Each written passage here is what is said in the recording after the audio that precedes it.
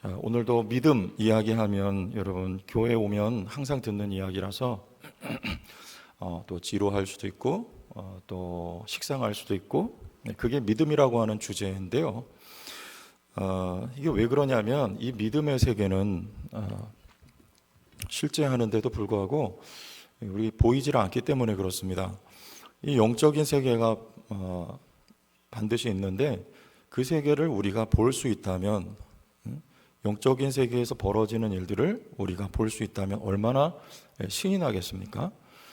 그런데 그게 보이지를 않기 때문에 이 믿음의 세계는 따라서 이 믿음을 계속 이야기를 해도 느껴지지도 않고 경험이 잘 안 되니까 좀 지루할 수도 있고 재미없을 수도 있어요. 그런데 사도 요한은 우리 말씀 보겠습니다. 요한일서 1장 1절에 이런 말을 했어요. 태초부터 있는, 같이 읽어요. 생명의 말씀에 관하여는 우리가 들은 바요, 눈으로 본 바요, 자세히 보고 우리의 손으로 만진 바라 할 때 저 말은 지금도 내가 듣고 있다. 하나님의 음성을. 그리고 지금도 내가 주님을 지금 생생하게 보고 있다. 그리고 지금 그분을 내가 만지고 있다. 이 말이에요. 보이지 않지만 우리 믿음의 선조들은 주님을 이렇게 경험하고 있었다고, 현재 경험하고 있다고 고백을 하는 것이죠. 안요한 목사라는 분, 시각장애인으로 널리 알려져 있습니다. 이분이 35살 때 시력을 완전히 잃었어요. 이분이 이런 노래를 지었습니다. 그는 나를 만졌네, 내 영혼을. 나는 그를 느꼈네, 그 숨결을. 앞을 못 봐요. 그런데 그분이 나를, 내 영혼을 만지시는 것을 이분이 알고, 그리고 나는 그분을 실제 하시는 주님을 나는 지금도 느끼고 있다. 이런 말을 하는 것이죠. 이처럼 예를 들었지만 우리 믿음의 선진들은 보이지 않는 그분에 대해서, 또 이 영적인 세계에 대해서, 믿음의 세계에 대해서 그것을 경험적으로 고백을 하는 일들을 우리는 성경을 떠나서도 많이 알고 있습니다.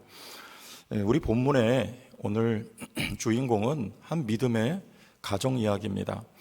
레갑 가문이라고 하는데 그 레갑의 아들이 요나답이라고 하는 사람이에요. 근데 이 요나답이 또 그 후손들이 이 보이지 않는 믿음을 우선하여 살았던 사람들로서 후손들에게 이런 가훈을 물려주었습니다. 그 가훈은 오늘 35장 7절인데요. 중요한 말씀이니까 같이 읽어주시겠습니다. 시작. 너희가 집도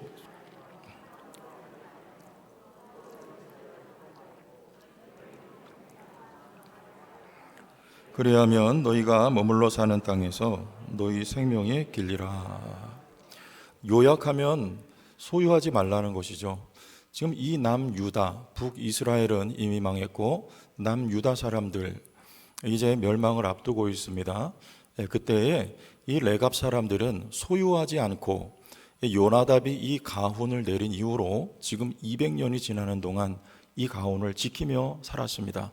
가훈의 내용은 소유하지 말라는 거예요. 땅도 집도 밭도 소유하지 말아라. 그리고 광야에서 텐트 치고 천막 치고 그렇게 살아라 라는 그런 내용을 후손들에게 물려주었습니다. 근데 유다 사람들은 어떻게 살았습니까? 하나님의 은혜를 많이 받아서 땅을 기업으로 얻었고 집을 지었고 농사를 지어 살았어요. 근데 그들 가운데서 너희는 소유하지 말라, 이런 부탁을 후손들에게 하는 것입니다. 이유가 있었죠. 잠언서 말씀 8절과 9절에 30장. 곧 헛된 것과 거짓말을 내게서 멀리하옵시며 나를 가난하게도 마옵시고 부하게도 마옵시고 오직 필요한 양식으로 나를 먹이시옵소서. 내가 배 불러서 하나님을 뭐 할까봐 모른다 하거나 또 하나님을 누구냐라고 모른 척 할까봐. 여러분, 사람이 언제 하나님 떠나기 쉽습니까? 배부를 때. 지금 유다 사람들이 왜 바알과 아세라 앞에 가서 절했습니까? 배가 부른 거죠. 근데 배부르게 누가 만들어 주셨습니까? 하나님이 아브라함에게 약속하셨던 그 약속을 하나님이 이루어 주신 거예요. 그 후손들에게 땅을 약속하시고 자손을 약속하시고 그리고 나라를 하나님이 약속을 해 주셨거든요. 그 풍성함과 풍요로움을 하나님이 자기 백성에게 주셨는데 오히려 그게 독이 됐어요. 그래서 하나님을 부인하고 풍요에 눈이 멀고 취해서 바알과 아세라, 즉 다산과 풍요의 신입니다. 그 앞에 가서 절을 하는 어처구니 없는 일을 유다 사람들이 하고 있을 때 우리는 그리하지 말자. 이게 요나답 그리고 레갑이에요. 그 후손들에게 너희는 차라리 소유하지 말고 없을지언정 믿음에 부요한 자, 하나님으로 부요한 자가 되기를 바란다. 이게 바로 이 요나답의 유언 같은 그 집안의 가훈이었습니다. 요거 오늘 성경에서는 이 믿음 우선 요거를 복이라고 말씀하고 있어요. 그래서 우리 19절 오늘 우리가 읽었지만 거기서 하나님이 이들에게 주신 복은 중반 지나서 레갑의 아들 요나답에게서 내 앞에 설 사람이 영원히 끊어지지 아니하리라. 이런 약속을 주시는 거예요. 내 앞에 거룩하신 하나님 앞에 설 사람이 영원히 끊어지지 아니하리라. 요거 믿음입니다. 하나님 앞에 누가 설 수 있는가? 믿음으로 선 사람이 아니면 하나님 앞에 설 수 있는 사람은 세상에 없죠. 하나님이 그 믿음을 영원토록 하나님이 보장하여 주시는 이 복. 여러분, 우리가 받은 복은 뭡니까? 우리는 뭘 소중하게 여깁니까? 믿음 그러면 이미 진부해져 버린 주제가 혹시 되지 않았습니까? 그런데 성경은 끊임없이 우리에게 설득 요구하는 것입니다. 내가 너희에게 준 그 믿음이 복이다. 이런 말씀을 주시는 거예요. 그래서 우리가 신앙 우선주의, 믿음 우선주의를 하고 살아갔던 이 레갑 사람들을 드러내놓고 봐라! 너희들에게 내가 모든 것을 주었는데 선지자를 통해서 계속 내가 너희에게 나의 말을 전했지만 너희는 거부하였고 이 레갑 사람들은 이들은 그 조상의 말을 들어서 순종하였으니 그 조상의 말은 곧 믿음의 말이었어요. 내가 이들을 영원토록 내 앞에 설 사람을 세우리라는 축복을 하나님이 주셨던 것입니다. 이 레갑인들이 복을 어떻게 받았는지, 그들의 복이 믿음의 복이냐? 요거 말씀 통해서 우리가 찾아봅니다. 민수기 10장 29절, 여기 모세 이야기인데요. 여기도 한번 읽어주십시오. 시작. 모세의 장인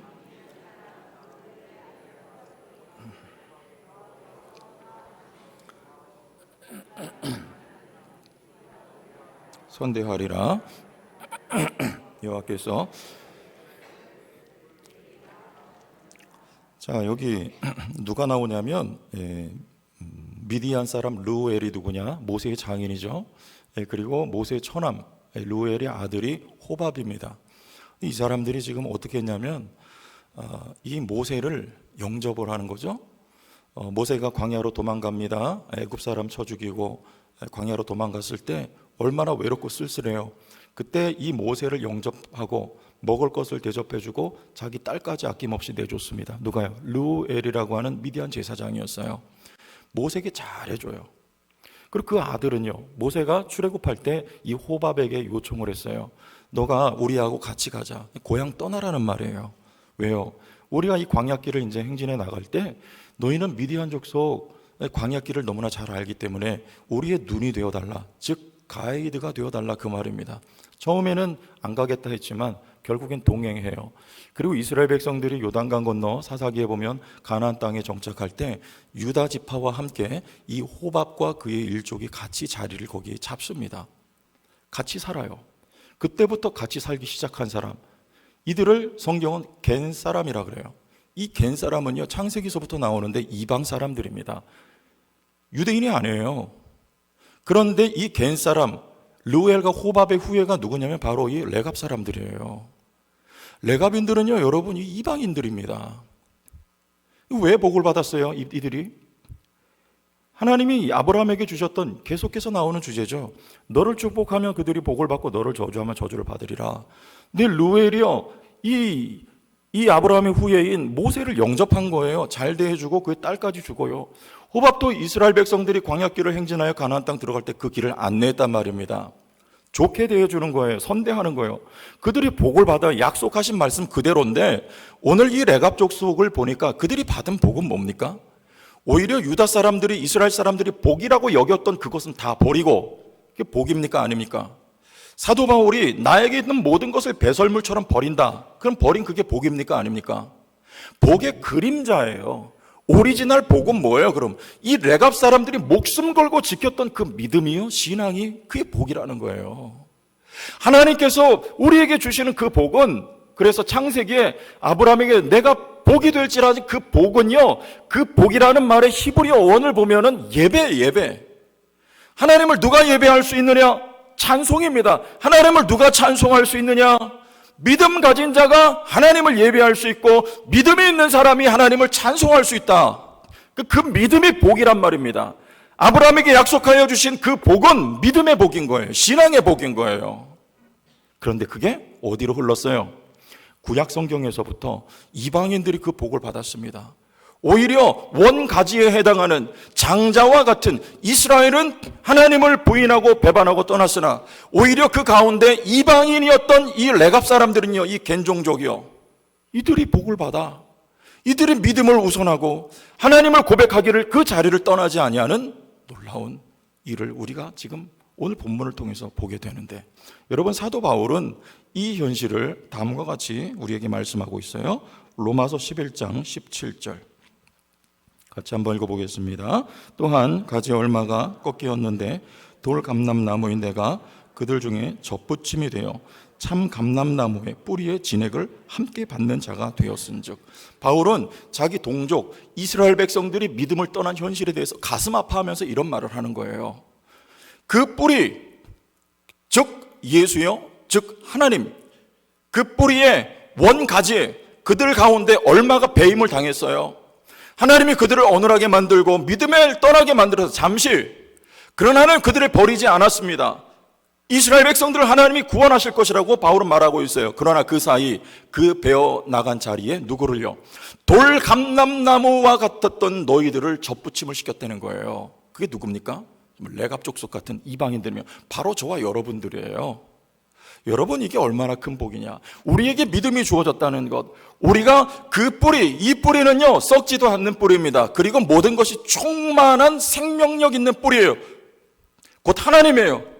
하나님께 우리가 접붙임 받아 그 원둥치에 그 뿌리로부터 진액을 공급받는 자가 되었다. 여러분, 이게 믿음의 사람들이요, 시편 1편에 시냇가에 심겨진 나무요, 시절을 쫓아 과실을 맺으며 그 잎사귀가 마르지 않는, 이런 바로 우리란 말입니다. 이거야말로 여러분 큰 복이 아닙니까? 이 세상 것 다 말라, 다 사그라들지만 우리에게 주신 이 믿음, 이 신앙, 예수 그리스도 영원토록 우리와 함께 하시고 우리를 승리자로 만드셨고 만들어 주시리라 약속하신 여러분 안에 함께 계신 하나님의 성령이 여러분 받은 복이라는 것을 믿으시길 바랍니다. 하나님 우리에게 이와 같은 놀라운 이 축복을 주신 거예요. 이 복 받은 사람들이요, 여러분 사명이 있습니다. 그 사명, 그들은요 우선은 소수예요. 우린 자꾸 다수를 그리워하고 다수를 원합니다. 그런데 여러분, 왜 다수를 말합니까? 그 성경적일까요? 자본주의 논리 아니에요? 다수가 좋죠. 많이 모여야 여러분 돈이 되죠. 장사가 되죠. 혹시 우리도 그 라인에 서 있는 거 아닙니까? 그러나 성경은 다수를 말한 적이 있긴 하지만 살펴봅니다. 그러나 성경은 항상 소수를 통해서 부흥의 역사를 일으키셨습니다. 이 거대한 쓰나미와 같은 세속화의 물결 속에서 이 레갑 사람들은요 마치 샛별과 같았어요. 제가 어릴 적에 우표 수집을 잠시 한 적이 있는데, 우체국에 우표 사러 새벽 1시 정도 되면 국민학교 때 일어나서 용돈 받아가지고 우체국에 달려가면 문이 안 열려 있기 때문에 그 앞에 줄을 서서 밤을 새웁니다. 밤 새우다가 새벽녘이 되면 우체국 문을 열고 우표를 팔기 시작하는데, 그때쯤 되면 이제 막 해가 떠오르면서 마지막 하늘을 가장 밝게 밝히는 별이 있어요. 그게 뭡니까? 그게 샛별이에요. 샛별. 이 샛별은요 이제 머지않아 동이 튼다, 이것을 끝까지 밝혀주는 별이 바로 샛별이에요. 이 레갑 사람들은요, 이 믿음의 소수는요 부흥이 이제 멀지 않았다, 이것을 밝히는 사람들이에요. 부흥의 때를 준비하도록 믿음을 주신 소수들을 통해서 하나님이 일하시지, 이스라엘 백성들을 하나님이 선택하신 이유는 너희의 수가 많아서가 아니고 너희가 모든 민족 중에 가장 작기 때문이라고 하나님이 말씀을 하셨습니다. 사무엘을 하나님이 골라 택하여 뽑은 이유는요, 그를 통해 미스바의 회개와 부흥을 염두에 두고 하나님이 사무엘 한 사람을 택하여서 그를 세워주신 것입니다. 하나님이 엘리야 한 사람인 줄 알았습니다. 나 한 사람 남았습니까? 할 때 하나님, 너 말고 하나님 7,000명 남은 자 소수를 통해서 하나님의 미래를 예비하시기 위해서 하나님이 소수를 통하여 일을 하시고 오늘 내갑 사람들에게 복을 주셔서 하나님의 부흥의 일을 지금 준비해 가고 계십니다. 여러분, 체코의 저 유명한 개혁자가 얀 후스라고 하는 사람인데요, 이 후스가요 당시의 교회와 또 교황에 대해서 그의 잘못을 계속 지적하는 거예요. 결국에는 화형을 당해서 순교하고 맙니다. 그런데 그가 죽을 때 한 사람을 예언했어요. 그가 누구냐면 100년 후에 나타날 루터예요. 정확하게 100년 후에 루터가 등장을 하고 그 루터로 말미암아 교회가 바뀌고 세상이 바뀌어요. 근데 이 놀라운 일을 하나님은 한 사람 한 사람을 통해서 진행하셨지 다수가 아니란 말입니다. 소수예요, 소수. 그런데 성경은 다수를 말씀하기도 해요. 그건 부흥의 때가 있어요. 사도행전 18장 10절 읽어주세요. 시작. 내가 너와 함께 있음에 어떤 사람도 너를 대적하여 해롭게 할 자가 없을 것이니 이는 이 성 중에 내 백성이 많음이라. 여기 고린도입니다. 바울이 고린도에서 복음을 전할 때 이 성 중에 내 백성이 많다. 여기 수를 말하죠. 많은 때가 있어요. 여러분, 예루살렘 교회에 베드로가 설교할 때 3,000명, 5,000명이 회개했습니다. 왜 많은 수입니까? 그때 오순절 성령이 임하시고 이제 예수 그리스도를 예수를 전하는 거예요. 베드로가요. 그때 그 예수를 믿고 회개한 사람이 3,000명, 5,000명. 처음에 복음이 선교지에 복음이 전해질 때 그곳에 구원받을 하나님의 백성이 많습니다. 그래서 거기에 예수 그리스도를 선포할 때 구원받는 내 백성이 많은 거예요. 5,000명이지만 남자만 5,000명 다 하면 수만 명의 사람들이 예루살렘 교회 구원을 받습니다. 이걸 부흥이라고 그러는 거예요. 근데 바울을 통해서 이 복음이 예루살렘의 선을 넘어서 이방으로 전파가 되죠. 그때 고린도에서 이 성 중에 내 백성이 많으리라.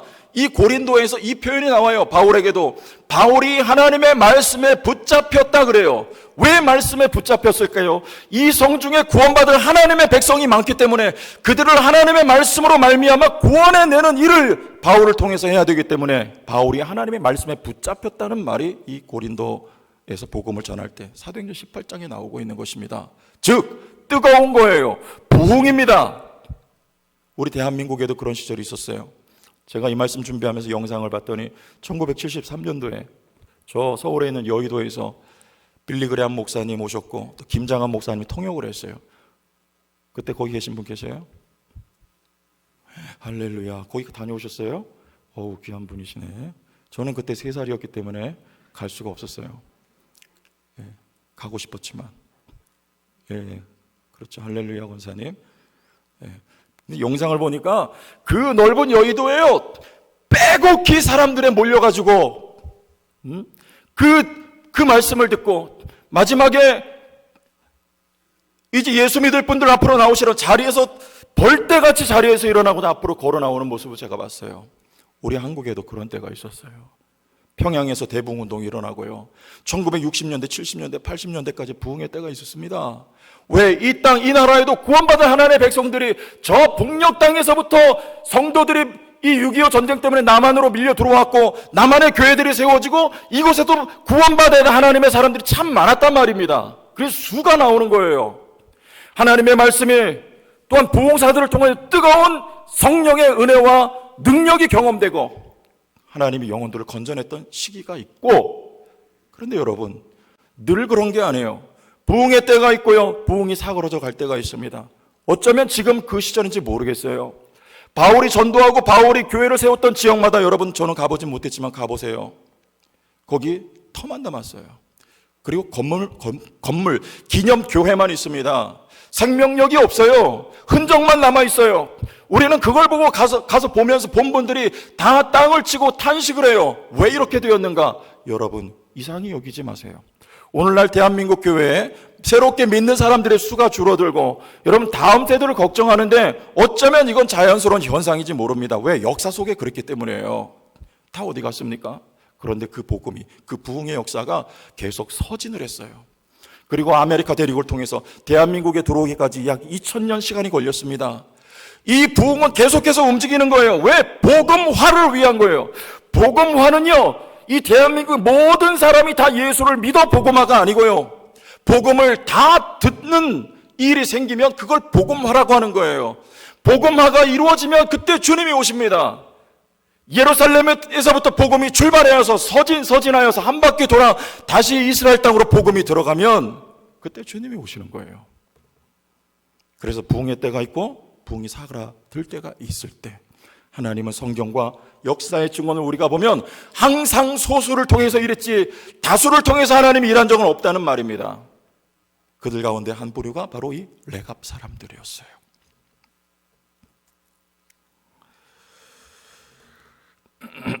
오늘날 우리가 그 신실한 믿음을 지킨 레갑인들 같은 우리 제천 성도교회가 되기를 바랍니다. 여기 남은 자들 통해서 하나님이 일하세요.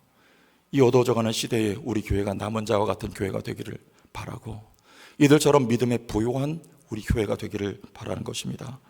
그들에게 있었던 사명, 우리가 말씀 통해 봅니다. 느헤미야서 3장 14절, 여기도 함께 읽습니다. 시작. 분문은 베타게렘 지방을 다스리는 레갑의 아들 말기야가 중수하여 문을 세우며 문짝을 달고 자물쇠와 빗장을 갖추었고, 여기 또 누구 나옵니까? 레갑 나오죠. 레갑의 아들 말기야가 뭘 지었어요? 이 분문은요, 똥문이에요. 그냥 말 그대로 똥문. 이 성내에 있는 이 분비물, 오물들, 쓰레기 이런 것들을 처리하는 문이 따로 있었어요. 그거 분문입니다.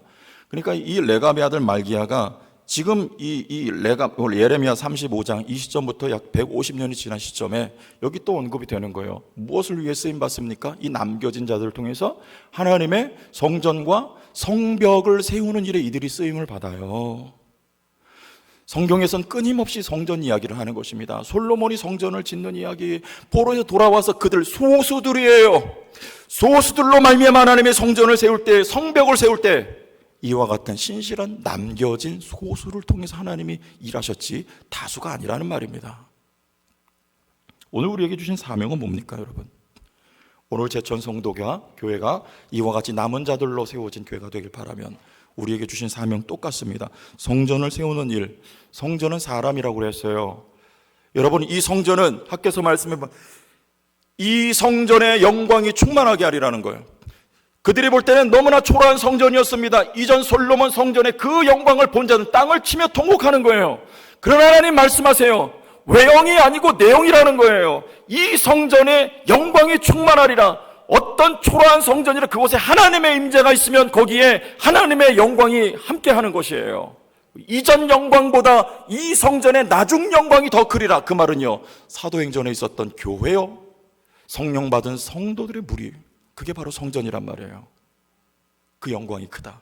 여러분, 우리가 세워야 될 성전은 뭡니까? 사람 세우는 거예요. 사람 세우는 거. 여러분, 우리 안에서부터 사람을 세워야 되겠습니다. 사람 세우는 거 돈이 안 들어요. 뭘로 세웁니까? 가장 기본적으로 여러분 말로 세워요. 여러분, 사람이 말하는 거 들어보면 그분의 영성을 알 수가 있어요. 우리 주님 말씀하셨습니다. 내가 너희에게 이르는 말이 곧 영이라 그랬어요. 여러분, 그 사람의 말을 들으면 그 사람의 영적인 상태가 진단이 돼요. 늘 부정적인 말, 늘 죽겠다는 말, 늘 불평하는 말, 여러분 이런 분들은요, 그분의 영적인 상태가 그런 거예요. 건강하지 못합니다. 그런 말을 들으면 듣는 사람 마음이 오염돼요. 그래요, 안 그래요? 늘 걱정하는 사람 옆에 있어 보세요. 그게 오염이 된다니까요. 그럼 믿음의 말, 축복의 말, 격려의 말, 은혜의 말, 긍정의 말, 여러분 이런 말하는 분 옆에 있으면 어때요? 그 말을 듣는 사람이 또 마음이 그렇게 돼요. 변해요. 긍정적인 마음을 갖게 됩니다. 왜? 말이 곧 영이기 때문에 그래요. 그 사람의 영성이 그렇습니다. 여러분, 말이 사람을 살려요. 여러분, 말이 아무것도 아닌 것 같지만 그렇지 않습니다. 하나님은 말씀으로 천지를 창조하셨고요, 에스겔서 37장 말씀해 보면 하나님의 말씀으로 마른 뼈다귀를 일으키는 거예요. 성령입니다. 그 성령이 여러분 각 사람 안에 계신 것을 믿습니까? 성령이 말하게 하심을 따라 말하는 거예요. 믿음의 말을 하기를 원합니다. 긍정의 말을 하기를 원합니다. 성경은 긍정이지 부정을 말씀하고 있지 않아요. 축복을 말하지요. 승리를 말하고 있는 것이 바로 성경이니까요. 성령은 성경과 함께 성경을 통하여 일하시니까요. 여러분, 성령이 말하게 하심을 따라 말하면 그 말을 따라서 사람이 살아납니다. 자녀들에게도 죄송하지만 쌍놈의 새끼야, 그러지 말고 너는 하늘나라의 왕자요 공주다. 아멘. 저도 그래요. 누군가가 지난번에 연말이에요. 그때도 그런 이야기를 하시는 어떤 분이, 제가 이렇게 설교하러 딱 나오는데, 목사님, 제가 목소리가 이런 목소리 아니었어요. 우리 여성분이니까, 목사님, 제가 목사님을 위해서 성도들이 많이 기도하고 있어요. 힘내세요. 그러는 거예요. 그 말을 듣는데 제가 힘이 날까 안 날까요? 어떤 분들은, 우리 교회는 없어요. 전에 교회에서, 목사님 왜 그 모양이야 설교가?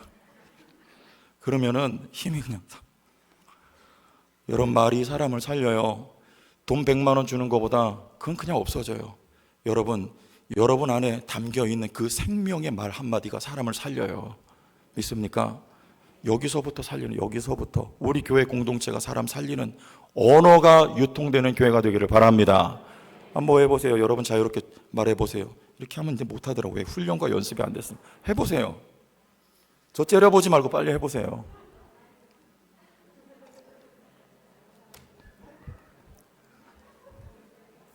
항상 보면은 찬양대가 성적이 좋아요. 1부 때도 사랑합니다 이 말이 팍 터져 나오더라고요. 여러분, 사랑합니다보다 더 큰 위로와 격려와 축복의 말이 어디 있을까요? 그죠? 그 말 한마디에 여러분, 우리 교회를 살리는 것입니다. 부정적인 말은 근절, 아예 싹이 말라버리도록 성령께서 역사해 주시기를 원합니다.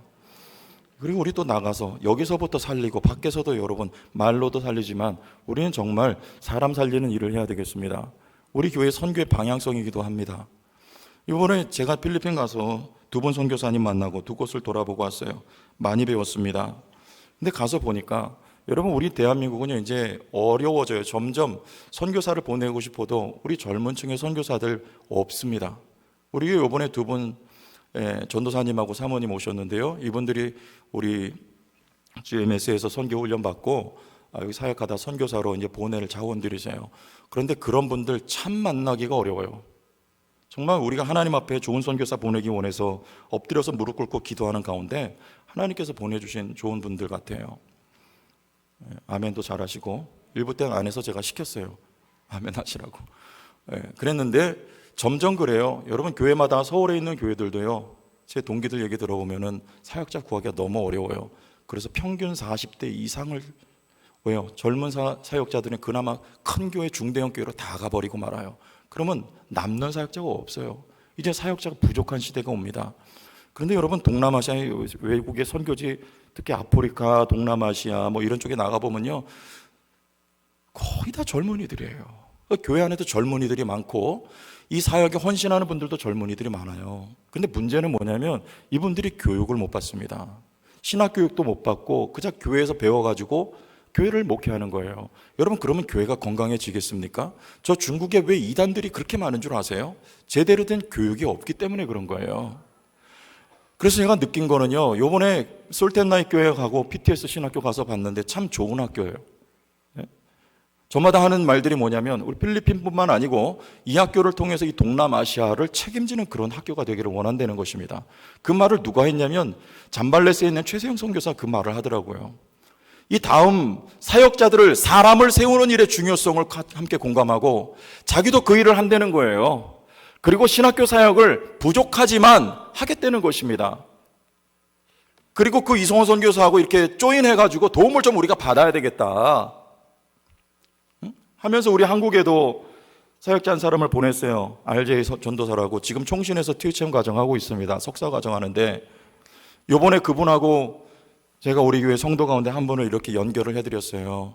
그랬더니 기쁘고 흔쾌한 마음으로 후원을 조금이나마 하겠다 그래서 제가 얼마나 마음이 흡족하고 감사했는지 모릅니다. 여러분, 우리 교회가 건물은요 필요한 거예요. 그런데 필요할 때 지으면 돼요. 필요할 때. 선교지에 필요하지 않는데 건물 짓는 것이 선교인 양 생각하고 건물 많이 짓는 경우들이 많지만 필요하면 지으면 돼요. 그러나 사람을 먼저 세우는 것이 중요한 것입니다. 그게 성전을 짓는 것이고 이 시대의 교회가 해야 될 일이라고 저는 믿습니다. 우리 제천 성도교회가 레갑족속같이 믿음의 순수성을 우선하고 이곳에 모인 성도들이 성령의 충만함으로 하나님이 우리에게 주신 그 믿음을 복으로 여기고 알고 그것은 하나님의 감사함으로 유지시킬 뿐만 아니라 더욱더 부흥의 불길 속에 쓰임받는 교회가 되기를 바라고, 하나님께서 성전을 짓는 일이요, 대한민국 땅에 어쩌면 부흥의 불길이 사그라들고 있는지 모르겠지만 이 부흥의 행진은 계속되고 있기 때문에 하나님께서 어느 땅인가 어느 지역인가 부흥의 불길을 일으키실 때에 우리 성도교회를 불쏘시개처럼 그 부흥의 도화선으로 사용하여 주시기를 바라고, 그 일에 함께하고 쓰임받는 여러분들 다 되시기를 바라고, 2023년도 이 믿음의 행진을 계속해 나가기를 예수님의 이름으로 축원합니다.